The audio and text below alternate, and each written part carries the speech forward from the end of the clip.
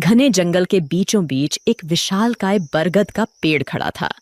इस पेड़ की शाखाओं पर दिन भर कई प्रकार के पक्षियों का चहचहाना सुनाई देता था। जंगल के तमाम पक्षी इस बरगद पर विश्राम करने आते थे और कुछ ने तो इसे अपना स्थायी निवास बना लिया था। बरगद की छांव में रहते हुए वे अपार सुख का अनुभव करते थे। जब हम किसी जगह या व्यक्ति के साथ लंबे समय तक रहते हैं तो हमें उनसे लगाव हो जाता है। यही हाल इन पक्षियों का था जिन्हें बरगद से गहरा प्रेम हो गया था। एक दिन जंगल में भयंकर सूखा पड़ गया। कई वर्षों से बारिश नहीं हुई थी और पेड़ पौधे सूखने लगे। बरगद भी पानी के अभाव में सूखने लगा और पक्षियों ने धीरे धीरे उसे छोड़ना शुरू कर दिया। अंततः जब बरगद पूरी तरह सूख गया और उसकी शाखाएं टूटकर गिरने लगीं, तो वहां रहने वाले सभी पक्षी दूसरे स्थानों पर चले गए। केवल एक बूढ़ा गिद्ध ही वहां रह गया। उसने देखा कि उसके सभी साथी पक्षी पेड़ छोड़कर चले गए हैं। कुछ पक्षियों ने उससे भी चलने को कहा, लेकिन उसने इनकार कर दिया। बूढ़े गिद्ध ने सोचा, मेरा जन्म इसी पेड़ पर हुआ है, मैं इसी पर बड़ा हुआ हूं। इस पेड़ ने मुझे जीवन के सारे सुख दिए हैं। आज जब यह पेड़ संकट में है तो मैं इसे छोड़कर कैसे जा सकता हूं। यह पेड़ मेरे लिए माता पिता जैसा है। मैं इस पेड़ को छोड़कर नहीं जाऊंगा, चाहे कुछ भी हो जाए। जो लोग अपने माता पिता को बुढ़ापे में छोड़ देते हैं वे बड़े स्वार्थी होते हैं। गिद्ध ने निश्चय किया कि वह मरते दम तक इस पेड़ का साथ नहीं छोड़ेगा।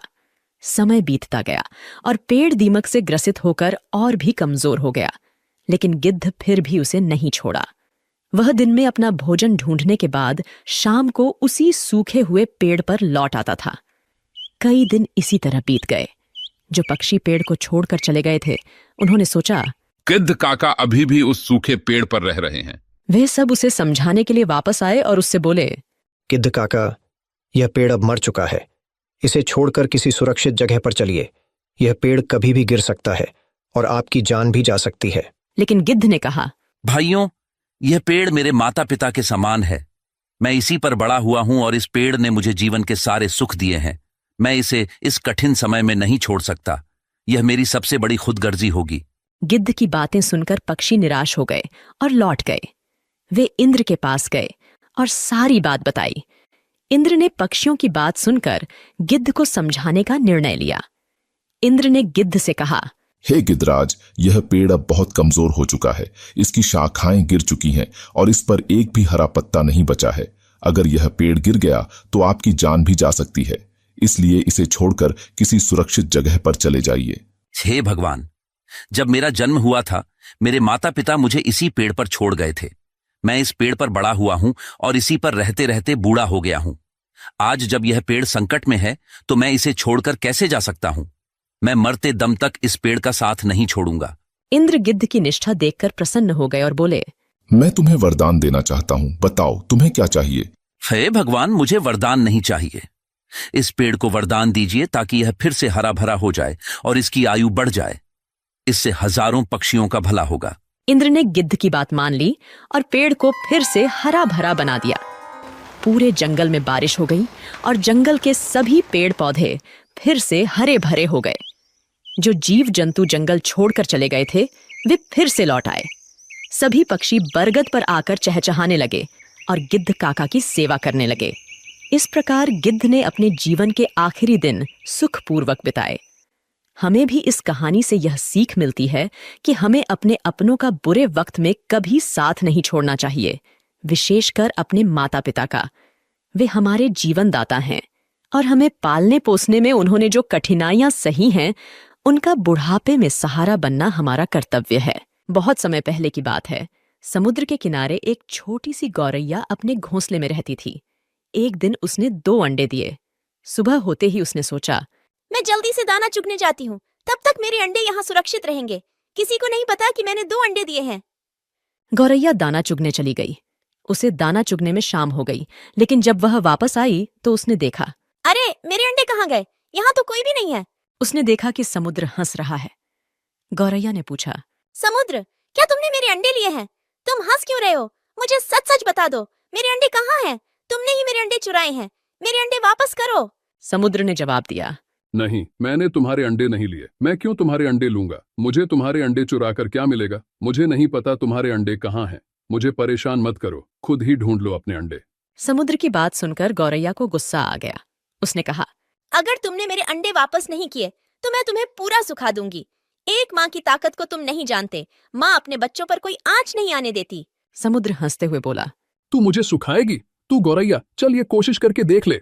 गौरैया गुस्से में अपनी छोटी सी चोंच में समुद्र का पानी भरती और किनारे पर उड़ेल देती। पास से गुजरते हुए एक चिढ़ा ने पूछा, अरे गौरैया बहन, आज तुम दाना चुगने नहीं आई? और तुम यह क्या कर रही हो? गौरैया ने जवाब दिया, मैं समुद्र का पानी सुखाकर अपने अंडे वापस लूंगी। तुम जाओ, मुझे अपना काम करने दो। चिढ़ा ने कहा, पर गौरैया बहन, यह कार्य असंभव है। इस तरह तुम समुद्र का पानी नहीं सुखा पाओगी। गौरैया दृढ़ निश्चय के साथ अपने कार्य में लगी रही। जब वह थक जाती तो थोड़ी देर रुककर फिर से काम में जुट जाती। इस कार्य में गौरैया को कई दिन हो चुके थे।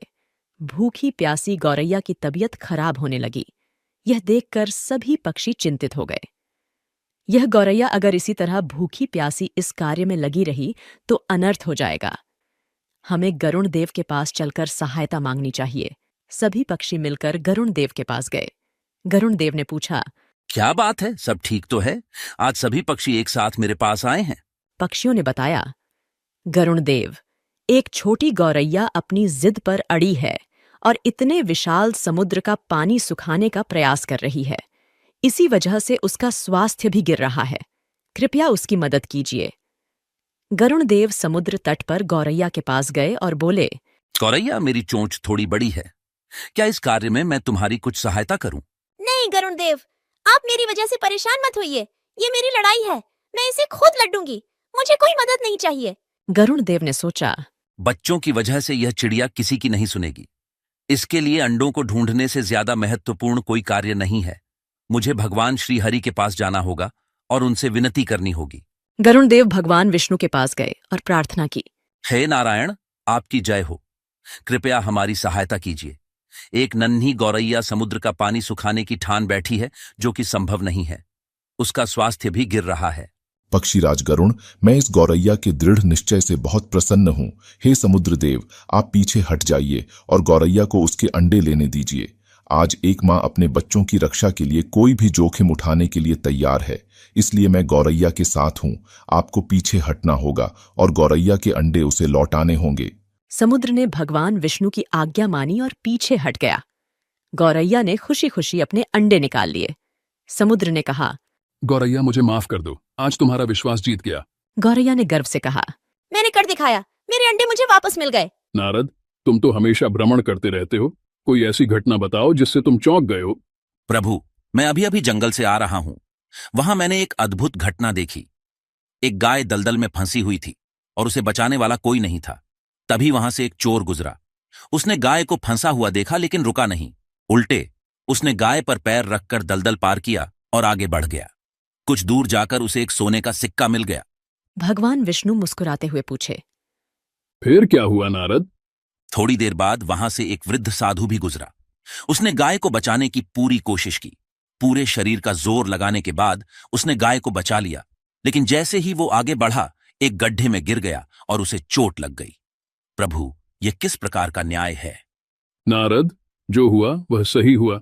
चोर की किस्मत में उस दिन खजाना लिखा था, लेकिन उसने पाप किया, इसलिए उसे सिर्फ एक ही सिक्का मिला।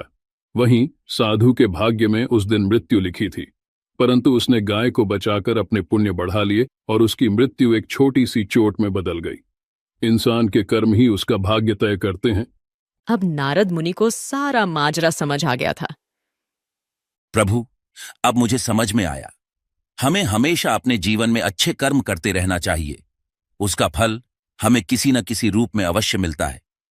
बिल्कुल नारद, यही जीवन का सच्चा मार्ग है।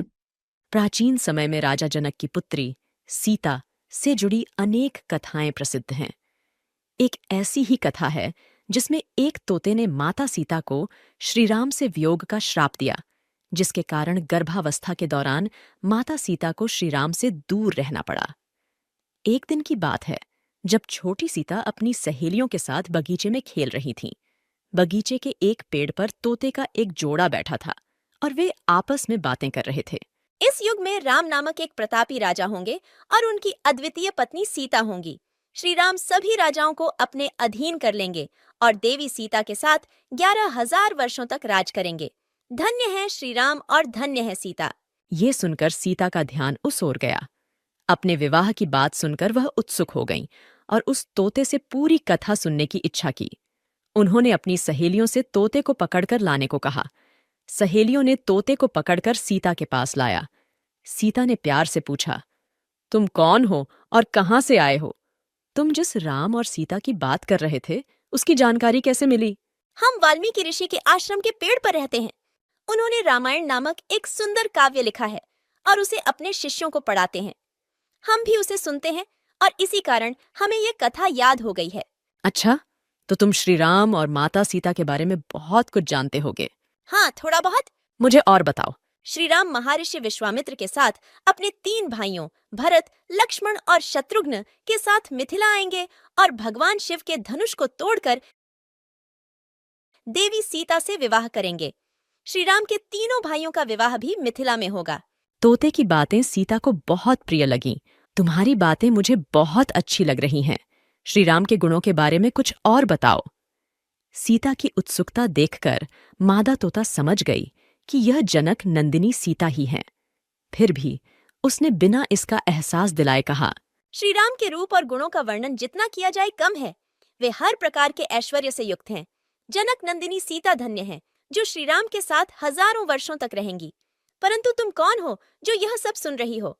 जिसे तुम जनक नंदिनी सीता कहती हो वह मैं ही हूं। श्री राम ने मेरे मन को मोह लिया है। जब वे मिथिला आकर मुझसे विवाह करेंगे तभी मैं तुम्हें छोड़ूंगी। तुम मेरे महल में सुखपूर्वक जीवन बिताओ। हम वन में रहने वाले पक्षी हैं और स्वच्छंद विचरण पसंद करते हैं। महल में हमें सुख नहीं मिलेगा। मैं गर्भवती हूँ और अपने बच्चे को जन्म देने के बाद वापस आ जाऊंगी। पेड़ पर बैठे उसके पति तोते ने भी सीता से विनती की, हे जनक नंदिनी, उसे छोड़ दो। वह गर्भवती है और महल में नहीं रह सकती। दोनों तोते सीता से उन्हें छोड़ने की मिन्नतें करते रहे, परंतु सीता अपनी जिद पर अड़ी रहीं। तोते की पत्नी का वियोग असहनीय हो रहा था और वह क्रोधित हो गई। उसने श्राप देते हुए कहा, गर्भावस्था में मुझे तुम अपने पति से अलग कर रही हो, इसलिए मैं तुम्हें श्राप देती हूँ कि गर्भावस्था में तुम्हें भी अपने पति से अलग होना पड़ेगा। इतना कहकर मादा तोता राम राम कहकर मर गई। थोड़ी देर बाद नर तोता भी पत्नी के वियोग में मर गया। कहा जाता है कि यही तोता अगले जन्म में धोबी बना और उसके लांछन के कारण ही माता सीता को श्री राम से दूर होना पड़ा था।